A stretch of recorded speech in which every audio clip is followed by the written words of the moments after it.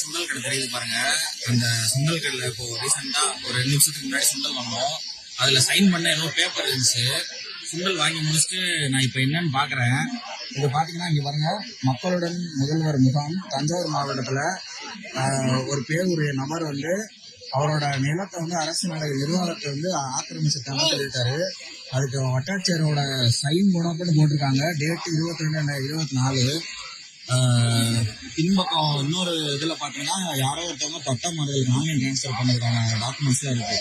சரி, ஒரு அரசு ஒரு அரசோட முகாம்ல போய் ஒருத்தவங்க கொடுத்த டாக்குமெண்ட், சைன்டு டாக்குமெண்ட் சுண்டல் விற்கிற கடையில இருக்கு.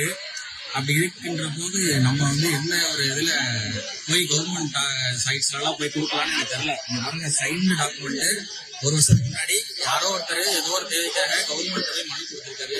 அந்த மனுவை இப்போ சுண்டல் வித்து எல்லாருக்கும் கொடுத்துட்டு இருக்காங்க. ரீசெண்டா உங்களோட ஸ்டாலின் முகாம்ல இருந்த மனுக்கள் எல்லாமே வைகை ஆற்றுல மட்டும் ரொம்ப வைரல் ஆச்சு. இப்போ ரீசெண்டா இப்ப அடுத்த டாக்குமெண்ட் வந்து சுண்டல் விற்கிறதுக்காக எல்லாருக்கும் கொடுத்துட்டு இருக்காங்க.